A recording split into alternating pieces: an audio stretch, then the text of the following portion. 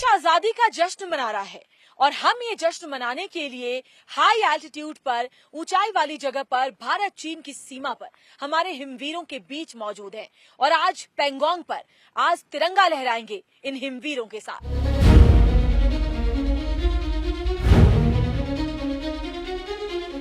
पेंगोंग की लहरें शांत हैं, लेकिन यहाँ निगाहें चौकन्नी है। यहाँ दिल में हौसला है और इनका जोश अडिग है। सरहद पर कोई भी निगाह उठाकर देख नहीं पाए, इसलिए हमारे ये हिमवीर दिन रात यहाँ तैनात है। दिल में आजादी का जज्बा लिए, दिल में देशभक्ति का हौसला लिए हमारे ये प्रहरी हमारे लिए यहाँ दुर्गम परिस्थितियों में दिन रात मुस्तैद रहते हैं, ताकि हम और आप अपने घरों में अपने परिवारों के साथ चैन की नींद सो सकें। और इसीलिए आज पेंगोंग पर हम आजादी का जश्न मनाने के लिए आए हैं। मेरे पीछे ब्लैक टॉप के पीछे चीन की सीमा लगती है और ये हिंदुस्तान का सरहद है और इस सरहद पर गर्व से आज तिरंगा लहरा रहा है और देश आजादी का जश्न मना रहा है। तो आइए आप भी हमारे साथ इस जश्न में शामिल हो जाइए। पेंगोंग के बाद आज हम पहुंचेंगे हमारा चुशूल वैली का जो आईटीबीपी का कैंप है वहां पर, और आज पूरा दिन इन हिमवीरों के साथ गुजारूंगी मैं। एक हिम वीरांगना बनकर उनके साथ आज का दिन जीऊंगी मैं, और मैं चाहूंगी कि आप भी हमारी आज के इस दिनचर्या में शामिल हो और देखें कि किन दुर्गम परिस्थितियों में हमारे ये हिमवीर हमारी रक्षा के लिए दिन रात तैनात रहते हैं।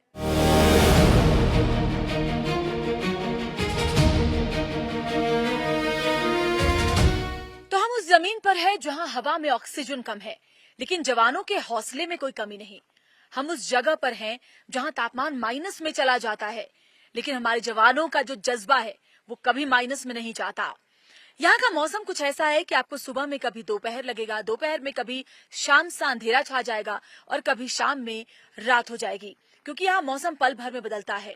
यहाँ बहुत ही दुर्गम और मुश्किल हालात में हमारे जवान दिन रात हमारी सुरक्षा के लिए तैनात रहते हैं। पूरा देश स्वतंत्रता दिवस मना रहा है और यहाँ भी स्वतंत्रता दिवस मनाई जा रही है हमारी रक्षा करके। हम और आप चैन की नींद सोते हैं क्योंकि हमारे ये प्रहरी दिन रात जागते हैं, और आज उनकी दिनचर्या को समझने के लिए, उनकी जिंदगी उन्हीं के अंदाज में, उन्हीं के रंग में उनके साथ एक दिन बिताने के लिए खुद मैं यहाँ पर मौजूद हूँ। और देखिए, जब आप ऐसी दुर्गम परिस्थितियों में होते हैं तो खान पान बहुत विशेष महत्व उसमें अदा करता है, क्योंकि आपका जो खान पान है वो आपको शारीरिक रूप से बहुत मजबूत रखता है, ताकि आप माइनस में टेम्परेचर झेल सकें, ताकि जो ऑक्सीजन की कमी यहाँ पर है उसको झेल सकें, अपने शरीर को अंदर से मजबूत बना सकें। तो चलिए जवानों के साथ उनकी जिंदगी का अब एक और हिस्सा जीते हैं। चलिए उनके साथ अब चलते हैं उनके लंच टाइम पर और देखते हैं कि लंच टाइम कैसा होता है यहाँ पर जवानों का, और क्या कुछ खाते हैं और कैसे उनकी दिनचर्या उसके बाद आगे बढ़ती है। चलिए, स्वतंत्रता दिवस के मौके पर बचपन से हमने लड्डू, मिठाई, जलेबियां खाई हैं, लेकिन आज आईटीबीपी के चुशूल कैंप में मैं इसलिए मौजूद हूँ कि आजादी का ये जश्न आज इनके साथ मना सकूं। और देखिए, जश्न है तो खाना भी वैसा है। आज यहाँ पूड़ियां बनी है, फ्राइड राइस है, मिक्स वेजिटेबल है, दाल है, सैलेड है और पापड़ है।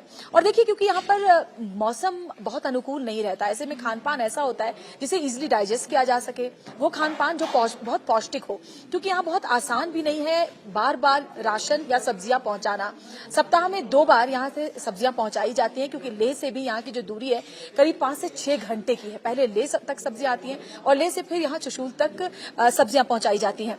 तो आज आजादी के जश्न में हमारे साथ जो जवान यहाँ पर हैं, उनके साथ बैठ करके मैं यहाँ दिन के खाने का आज आनंद लूंगी और साथ ही उनसे बात भी करूंगी, क्योंकि हम और आप जो अपने घर में अपने परिवार के साथ बैठकर भोजन करते हैं, जब हम परिवार से दूर यहाँ पर भोजन करते हैं तो क्या एहसास मन में आता है। तो चलिए, सबसे पहले राधा मेरे साथ है। राधा, सबसे पहले तो ये बताइए कि मेस का सबसे बढ़िया खाना आपको कौन सा लगता है? जैसे कि हर दिन का अलग अलग होता है, तो मुझे सबसे ज्यादा मंगलवार और संडे का पसंद है। मंगलवार को यहाँ पूड़ी छोले और इतवार को कड़ी चावल बनते हैं, जो मुझे बहुत पसंद है, जिससे मुझे घर की याद आती है खाने की। घर की याद आती है, माँ के खाने की याद आती है। अच्छा, तो चलिए खाते खाते हम बातें भी करते हैं। तो जब आप लेह में मौजूद होते हैं, अगर आप पहले आए हों, तो यहाँ का जो खान पान है वो खासतौर पर जो हमारा उत्तर भारतीय खाना है उससे काफी अलग मिलता है, उस तरह का स्वाद नहीं मिलता। लेकिन जब आप इस तरह से जवानों के बीच में बैठकर खाना खाते हैं तो यहाँ, क्योंकि हिंदुस्तान के अलग अलग राज्यों से जवान होते हैं, तो कोशिश ये होती है कि जो खान पान है वो सबको पसंद आए, उसका स्वाद ऐसा हो। राधा, मुझे एक बात बताइए, आपने बताया कि आपको घर के खाने की याद आती है जब इस तरह का भोजन बनता है, लेकिन जब आप घर जाती हैं तो कौन सा ऐसा भोजन है जो आप चाहती हैं कि आपकी माँ आपके लिए बना कर रखे, या फिर आप बोलती हो कि मम्मी ये बना के रखना, मैं आ रही हूँ? अब छुट्टी से सबसे पहले घर जाते ही मम्मी से सीधे डिमांड यही होती है कि मुझे मेरा पसंदीदा खाना चाहिए, माँ के हाथ का राजमा चावल, जो मुझे सबसे ज्यादा पसंद है अपनी माँ के हाथ का। अच्छा, कुछ और लोगों से भी बात करते हैं। यहाँ क्योंकि मौसम बहुत अनुकूल नहीं होता हमारे स्वास्थ्य के, कभी बहुत ठंड पड़ जाती है, खासतौर पर जब माइनस में टेम्परेचर जाता है, उस वक्त बहुत ही मुश्किल होता है अपने बॉडी को वार्म रखना। उस वक्त कैसे आप लोग खान पान अपना रखते हैं? जैसे कि जिन चीज़ों से बॉडी के अंदर गर्मी रहती है वैसे चीज़ें खाते हैं, जैसे कि ड्राई फ्रूट्स, जैसे बादाम हो, यहाँ पे राशन भी मिलता है। ऐसा राशन मिलता है ना जैसे कि यहाँ बॉडी में जो गर्मी उत्पन्न करे, ऐसा राशन होता है, तो उसी से होता है। और यहाँ पे जैसे कि सुबह पीटी होती है, गेम फॉलिंग होता है, तो ऐसी चीज़ें करके भी हम अपने आप से ही ये करते हैं, हो जाता है मतलब सब। आपको सबसे पसंद क्या है मेस का? मेस का संडे का मुझे कड़ी पकोड़ा पसंद है। कढ़ी चावल? हाँ, कड़ी चावल। अच्छा, वाह। आपका नाम और कहाँ से हैं आप? मेरा नाम प्रमोद कुमार है, मैं उत्तराखंड से हूँ। अच्छा, उत्तराखंड से। प्रमोद जी, क्योंकि ऑक्सीजन बहुत कम होता है यहाँ पर और आप लोगों की फिजिकल एक्टिविटी बहुत ज्यादा होती है, जी मैम। ऐसे में अपने आप को किस तरीके से आप तैयार रखते हैं और फिजिकली फिट रखते हैं? मैम यहाँ पर हमें फिट रखने के लिए रोज सुबह पीटी होती है मैम। पीटी में हमें रोज यहाँ पर घुमाया जाता है, लगभग 1-2 किलोमीटर रोज घुमाया जाता है, और फिर दिन का हमारा दिनचर्या चलती रहता है मैम। तो खान पान कैसे रखते हैं कि अपने आप को, क्योंकि हम लोग जब क्योंकि हम तो बहुत कम आते हैं यहाँ पर, जी मैम। जब भी आते हैं ज्यादा फिजिकल एक्सरसाइज करने से हमारी सांस फूलने लगती जी है। मैम। आप लोगों के साथ ऐसा होता है? हाँ, हमारे साथ भी होता है मैम, पर स्टार्टिंग में ज्यादा होता है, जैसे दिन बीतते हैं फिर कम होने लगता है। एक्लिमेटाइज हो जाता है जब। जी मैम, जी मैम। तो बॉडी में क्या ऐसा खाते हैं आप लोग, खान पान का कैसे ध्यान रखते हैं जो इजीली डाइजेस्ट भी हो जाए और ऑक्सीजन की ज्यादा कमी ना हो? मैम खान पान वैसे हम नॉर्मली खाते हैं, यहाँ ज़्यादा तेल वाला नहीं खाना पड़ता, ज़्यादा पाचन में जो कि आसानी हो वैसा खाना खाते हैं। और खाने के लिए हमें यहाँ स्पेशल राशन भी मिलता है, ड्राई फ्रूट मिलते हैं उनको भी। स्पेशल राशन वो क्या होता है? स्पेशल राशन में हमें ड्राई फ्रूट मिलते हैं, काजू बादाम जैसे जूस, और भी बहुत चीज़ें मिलती है मैम स्पेशल राशन में। दिव्या, आप कहाँ से हो? मैम उत्तराखंड से। उत्तराखंड से। हाँ। तो दिव्या, पहाड़ी खाना आपको ज्यादा पसंद आता होगा? पहाड़ी खाना बहुत अच्छा तो लगता है। उत्तराखंडी खाना तो यहाँ मिलता नहीं होगा, तो याद आती होगी घर की? हाँ, याद आती है, मतलब घर जाते ही मैं मम्मी को वही बोलती हूँ कि मेरे लिए, मतलब हमारे यहाँ उत्तराखंड में ना भट्ट की चुड़कानी और भट्ट के डुबके बहुत फेमस है, मुझे वही अच्छा लगता है, वही पसंद है, तो मैं मम्मी से वही बनाने को बोलती हूँ कि मम्मी मेरे लिए वही बनाना करके, और मम्मी मेरे लिए वही बनाती है। मतलब जो पसंद होता है ना, छुट्टियों के कम दिन होते हैं वही खाना बनाती है जो मुझे पसंद होता है, और बार बार पूछती है तेरे लिए क्या बनाना है करके। और जब आप लौट के आती होंगी तो बहुत कुछ बांध के भी देती होंगी आपको कि वहाँ जाना तो ये खा लेना जो बॉडी को गर्म रखे।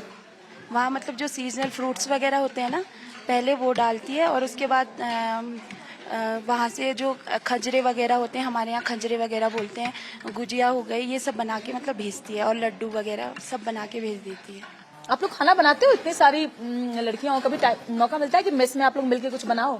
हाँ, मेस में जाते हैं तो अपने लिए कुछ ना कुछ बना के लाते हैं, और मतलब जैसे मेस में ड्यूटी लगती है ना कभी, तो लड़की वहाँ से बना के ले आती है और रूम में सब बांट के खाते हैं। अरे वाह। हाँ, कभी कुछ अलग खाने का मन होता होगा? हाँ, तो हम मेस में जाके बना लेते हैं।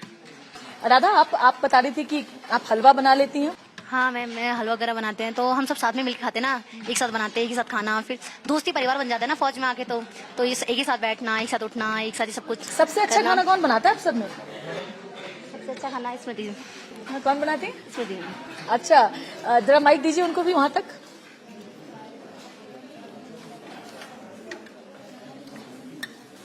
क्या क्या अच्छा बनाती है भाई? क्या अच्छा बनाते हैं? सब कुछ बना लेती हूँ, हाँ? जो भी तो खाने कभी में। कुछ अलग खाने का मन होता हो तो मेस में जाके बना लेते हो? हाँ, बनाते हैं, जैसे हलवा वगैरह, या यहाँ पे मैगी, मैक्रोनी, ये सब चीजें भी कभी कभी खाते हैं बना के, साथ में ये सब बना लेते हैं। मेस में जो लोग बनाते हैं उनको गाइड भी कर देते हो कि क्या जैसा बना लेना, आज वैसा बना लेना, है ना? क्या पसंद है मेस का? हाँ, आलू के पराठे अच्छे लगते हैं, तो जब भी मैस में जाते हैं हम, और हाँ होता है सामान, आलू जैसे बॉईल होते हैं तो उसको फिर बनाते हैं अपने तरह से, जैसे हमें पसंद है, थोड़ा चटपटा वैसा बना लेते हैं। अरे वाह। जी, मेरा नाम अभिषेक है। कहाँ से अभिषेक आप? मैं मध्य प्रदेश से हूँ जी। अच्छा, अभिषेक, होली, दिवाली, ऐसे जो तमाम त्योहार हैं जिसमें हम लोगों का जो मुख्य हमारा फोकस होता है वो खान पान होता है कि आज त्योहार है तो आज घर में मालपुए बनेंगे, आज ये बनेगा, आज वो बनेगा। जी मैम। यहाँ आप लोग त्योहार पर किस तरीके का खाना खाते हैं? जी मैम, यहाँ पर जिस प्रकार अभी हम बड़ा खाना खा रहे हैं इससे भी अच्छा खाना खाते हैं। जब होली दिवाली या त्योहार आएगा तो हर तरह का खाना बनेगा मैम। अच्छा, पहले मैं आपको बता दूं बड़ा खाना क्या है। इन्होंने बड़ा खाना का जिक्र किया तो क्योंकि आज हम यहाँ पर आए हैं तो बड़ा खाना हमारे लिए बनाया गया। बड़ा खाना है जिसमें पूड़ियां होती हैं, जिसमें ये पुलाव होता है, फ्राइड राइस होता है, जिसमें थोड़ा फ्राइड और थोड़ा सा स्पाइसी खाना होता है, उसको बड़ा खाना कहते हैं। जब यहाँ पर कोई बहुत सीनियर रैंक के ऑफिसर आते हैं या फिर जैसे हमें जिस तरह से ये ट्रीट कर रहे हैं कि हम क्योंकि आज इनके बीच में आए हैं तो हमारे लिए बड़ा खाना बना है। जी, अब अपनी बात पूरी करें अभिषेक। जी मैम, मैं मध्य प्रदेश से हूँ और यहाँ पे खाना काफी अच्छा बनता है। त्योहारों में क्या खाते हैं? त्योहारों में काफी कुछ बनता है। चिकन बनेगा, वेज भी बनेगा, हर तरह का खाना बनेगा। खीर भी बनेगी, पूड़ी भी बनेगी, हर तरह की पापड़ बनेगा जैसे। और हमको घर की याद इसलिए नहीं आती क्योंकि हम यहाँ पे सब मिल बांट के रहते हैं। सब हमारे दोस्त यार हैं, बड़ी हैं, उनके साथ में रहते हैं और त्योहारों को अच्छे से सेलिब्रेट भी करते हैं। आप लोगों को तो देखिए ऐसी ट्रेनिंग होती है कि आपको हो सकता है जब आप इन परिवार ही समझते हैं अपने इस ड्यूटी को और सबके साथ रहते हैं, लेकिन घर वालों को तो आपकी याद आती होगी। वो तो कहते होंगे कि ये त्योहार है, अच्छा नहीं लग रहा। घर वालों को तो आती है याद, लेकिन क्या कर सकते हैं मैम, अगर छुट्टी नहीं मिल रही है तो फिर ये हमारी दूसरी फैमिली मैम यहीं पे है, हम इनके साथ ही खुश रह लेते हैं। घर वालों को भी समझा देते हैं कि वो लोग भी हमारे बिना आदत हो जाती है उनको धीरे धीरे।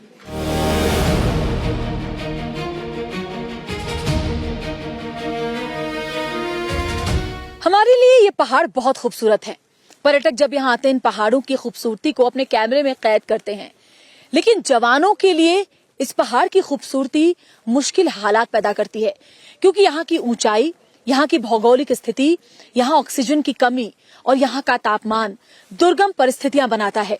लेकिन इस हालात में भी जब वो अपने परिवार से हजारों किलोमीटर की दूरी पर यहाँ रहते हैं तो क्या क्या चुनौतियां उनके सामने आती हैं, उनकी दिनचर्या क्या होती है और कैसे हर मुश्किल का डटकर सामना करने के लिए उनका जो डेली रूटीन है वो उन्हें तैयार करता है। यही जानने के लिए चुशूल में इस वक्त मैं मौजूद हूं और हमारे साथ डिप्टी कमांडेंट रमेश कुमार पुनिया जी इस वक्त जुड़े हुए हैं, जिनसे थोड़ा समझते हैं। पहले तो क्योंकि हर भारतवासी की इच्छा सर ये जानने की होती है क्योंकि ये चाइना बॉर्डर है, इंडो चाइना बॉर्डर है ये, यहाँ से कितने किलोमीटर अगर आप बता पाए हमारे दर्शकों को पीएलए है? जय हिंद मैम। जय हिंद। मैम यहाँ से पीएलए जो है लगभग 7 से 8 किलोमीटर की दूरी पे पीएलए जो है उनके कैंप है और ये लगभग वो भी मुस्तैद बैठे हुए हैं, हम भी अपनी तरफ से मुस्तैद बैठे हुए हैं। अच्छा, तो एरियल जो डिस्टेंस है वो 7 से 8 किलोमीटर? 7 से 8 किलोमीटर में। अच्छा, तो ये अगर ये पहाड़ हम दिखा पाए, ये अगर पहाड़ देखें तो इस पहाड़ के उस पार अगर आप कहें ये जो हिल है, कौन कौन से हिल हैं जरा बताएं दर्शकों को। ये मैम त्रिशूल हिल है, ये सामने ये जो ट्री टाइप की दिखाई दे रहे हैं त्रिशूल हिल। देन ये अपना मगर हिल है, मगर हिल के पार जो है इनका एक स्पेंगुर गैप है जहाँ पे मोल्डो गैरिजन बना हुआ है। मोल्डो गैरिजन जो है इस 2014 से पहले हमारी जो मीटिंग होती थी वो मोल्डो गैरिजन में होती थी चाइना की तरफ, और हमारा इंडिया की तरफ से जो एक बीपीएम हट बना हुआ है वो सीएमएमपी बोलते हैं, जो कि यहाँ से लगभग एरियल डिस्टेंस 3 किलोमीटर पे है। तो ये जो मीटिंग सब होती है उसमें जाते हैं आप लोग? हाँ, हर महीने में लगभग मैम 1 से 2 मीटिंग हमारी होती हैं और जो कोई भी फेस्टिवल होता है, चाइना की तरफ से कोई फेस्टिवल होता है या इंडिया की तरफ से कोई फेस्टिवल होता है, उसमें दोनों देशों के दोनों डेलीगेशन हम वहाँ पे मिलते हैं, एक दूसरे को गिफ्ट आदान प्रदान करते हैं। अच्छा, अभी मतलब सब शांत चल रहा है? बिल्कुल शांत चला हुआ है, यहाँ पे कोई किसी प्रकार का टेंशन नहीं है। अच्छा, ये बहुत मुश्किल हालात है और क्योंकि आप बहुत बड़ी चुनौती आप लोगों के इस लिहाज से भी है कि जवानों का मनोबल कैसे बनाए। आइए सर, थोड़ा हम अपने दर्शकों को दिखाते भी चलते हैं क्योंकि हर किसी की बड़ी इच्छा होती है। वर्दी तो हमारे जो दर्शक है वो देखते हैं, लेकिन वर्दी के पीछे कितना त्याग है, कितना संघर्ष है, कितना बलिदान है और कितनी चुनौतियां हैं, वो समझने के लिए हम यहाँ पर मौजूद हैं। तो आपके लिए बहुत बड़ी चुनौती होती होगी कि जो आपके अंडर में लोग हैं, जवान हैं, जिन्हें हम हिमवीर कहते हैं, हिमवीरांगनाएं कहते हैं, उनका मनोबल कैसे बनाए रखते हैं आप लोग? मैम यहाँ पे लगभग डेली रूटीन है, रूटीन इन डिफेंस है। सुबह शाम जो रूटीन इन डिफेंस किया जाता है, स्टैंड की प्रॉपर कार्रवाई किया जाता है सूर्यास्त से पहले और सूर्यास्त के जस्ट बाद पहले, तो हम रूटीन इन डिफेंस करते हैं, जिसकी वजह से हम अपने मोर्चे वगैरह को सब कुछ मेंटेन करते हैं। उसके बाद में हम ये बीच में दिन में जो है प्रॉपर क्लासेज वगैरह चलती हैं और आफ्टरनून में जो हमारा खेल का जो है वो दौर होता है, जिसमें लड़के और लड़कियां दोनों मिलकर के मतलब उनको ऑक्यूपाइड रखना, बिजी रखना। लेकिन घर से बहुत दूर होते हैं जो आपके अंडर में लोग हैं, जवान हैं, कई बार उनका मन टूटता होगा कि सर छुट्टी चाहिए, घर जाना है, तबीयत ठीक नहीं लग रही है, तो ऐसी स्थितियों को कंट्रोल करना वो कैसे कर पाते हैं?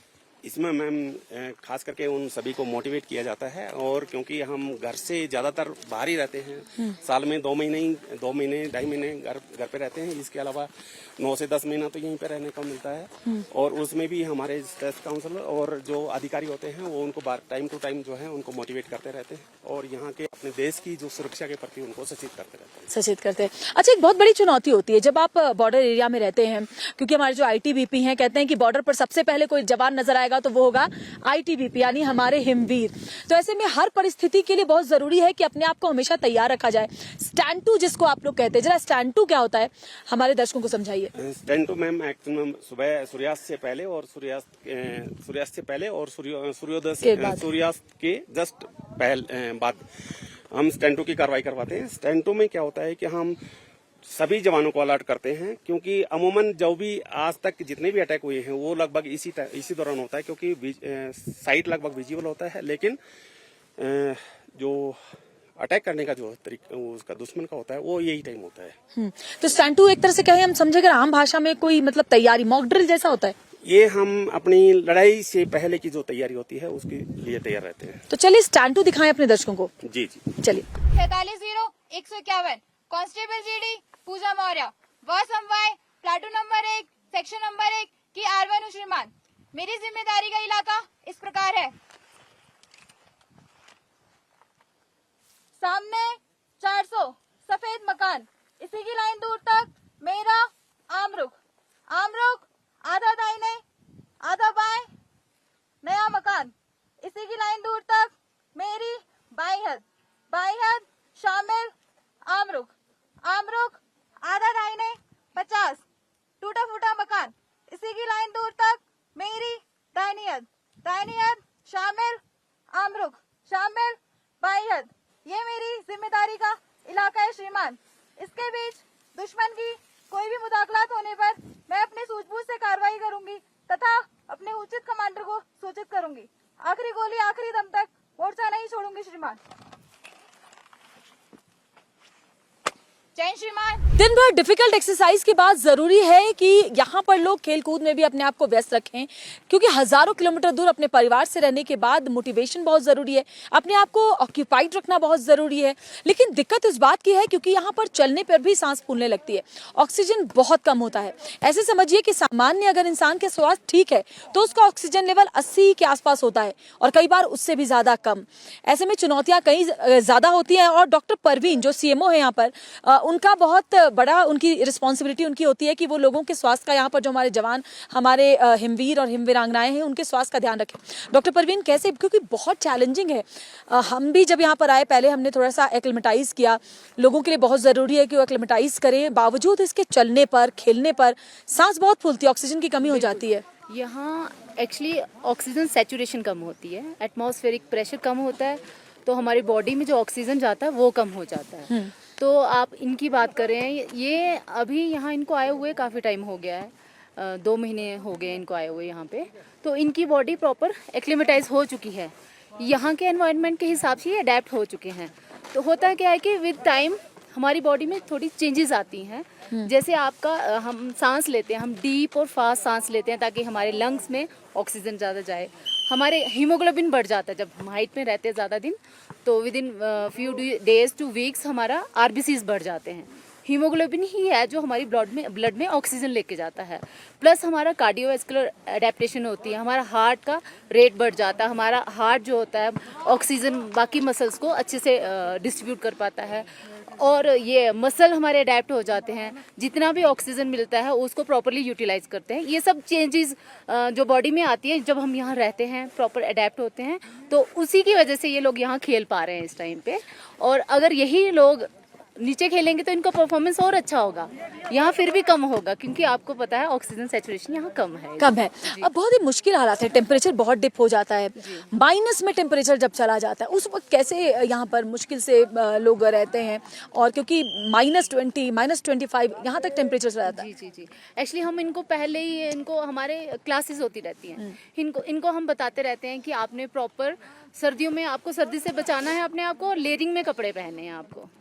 लेयरिंग में मतलब आपको अगर सॉक्स पहनी है आपको 3 पेयर पहनने हैं। अगर आपको लगता है कि आपको शूज़ में पसीना आ गया है तो आपको वेट नहीं रखना, उनको चेंज करना है। प्लस इनको हम बोलते हैं जो एक्सपोज पार्ट्स हैं हमारे उनको कवर करके रखना है, पूरा फेस हैंड ग्लव्स वगैरह पहन के रखते हैं। आउटर जो कवरिंग होती है वो कोशिश करते हैं कि विंड प्रूफ हो जिससे ये बच सके।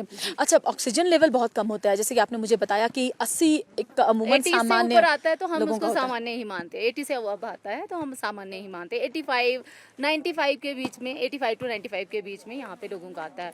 कभी कभी अगर कोई बिना एक्लिमेटाइजेशन हुए करे आ जाता है ऊपर तो उनका बहुत कम हो जाता है। उस सिचुएशन में क्या करते हैं? उस सिचुएशन में हम उनको सप्लीमेंटल ऑक्सीजन देते हैं। हमारे पास जो इमरजेंसी मेडिसिन हैं, हमारे पास ऑक्सीजन सिलेंडर्स हैं यहाँ पे, तो हम उनको ऑक्सीजन प्रोवाइड करते हैं उनकी बॉडी की रिक्वायरमेंट के हिसाब से। तो मोस्टली ठीक हो जाते हैं। जो नहीं ठीक होता है तो उनको अल्टीमेट ट्रीटमेंट तो है उनको लो आल्टीट्यूड पे भेजना, तो उनको हम नीचे भेज देते हैं। अच्छा, बहुत ज़रूरी है कि जब लोग यहाँ पर अपने आप को बहुत बिजी रखें, ऑक्यूपाइड रखें, क्योंकि इस हालात में रहना, अपने परिवार से दूर रहना, मतलब फिजिकल चैलेंजेस भी हैं, इमोशनल चैलेंजेस भी हैं, मेंटल चैलेंजेस भी हैं।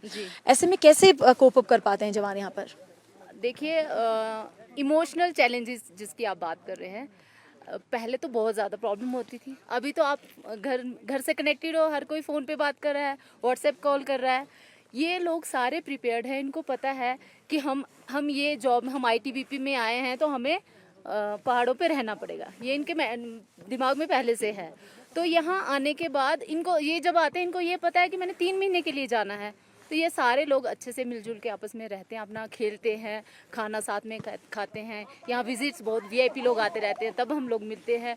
तो ये इतना कोई वो नहीं है। हाँ, अगर किसी को ज़्यादा कोई प्रॉब्लम हो जाती है, कोई ज़्यादा स्ट्रेस में चला जाता है, क्योंकि यहाँ पे एंग्जाइटी भी होती है, किसी को डिप्रेशन भी हो जाता है, तो हम उनको नीचे भेज देते हैं। अच्छा, महिलाओं के लिए, हिम वीरांगनाओं के लिए कितना बड़ा चैलेंज होता है? क्योंकि अमूमन हम देखते हैं महिलाएं, ऐसा मानते हैं वैसे तो हमारी जो हिम वीरांगनाएं हैं बहुत ही स्ट्रांग हैं, फिजिकली भी मेंटली भी, लेकिन महिलाओं के लिए क्या कोई स्पेसिफिक और ज़्यादा चैलेंजेस ज़्यादा होते हैं पुरुषों के मुकाबले? नहीं। देखिए, जो हाई एल्टीट्यूड के इफेक्ट्स हैं वो सब पे, मेल और फीमेल पे बराबर ही हैं। ऐसा कुछ नहीं है कि फीमेल्स पे ज़्यादा इफेक्ट है या मेल्स पे ज़्यादा है, ऐसा कुछ नहीं।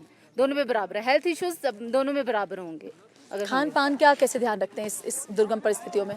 खाना हमारा प्रॉपर मेन्यू बना रहता है, ब्रेकफास्ट लंच डिनर, जिनको टी भी होती है इनके लिए, तो प्रॉपर हमारा मेन्यू बना रहता है। दाल रोटी चावल सब्जी होती है, कर्ड होता है इनके लिए, स्वीट्स भी होती हैं कभी कभी। तो क्या कार्ब्स ज़्यादा, प्रोटीन ज़्यादा या गुड फैट ज़्यादा, क्या खाने से ज़्यादा बेहतर होता है सर्वाइव करना? देखिए, हम हाई एल्टीट्यूड पे हम एडवाइस करते हैं कि ज़्यादा कार्ब्स लेने हैं, क्योंकि कार्ब्स की ब्रेकडाउन के लिए ऑक्सीजन कम चाहिए as compared to fats and proteins.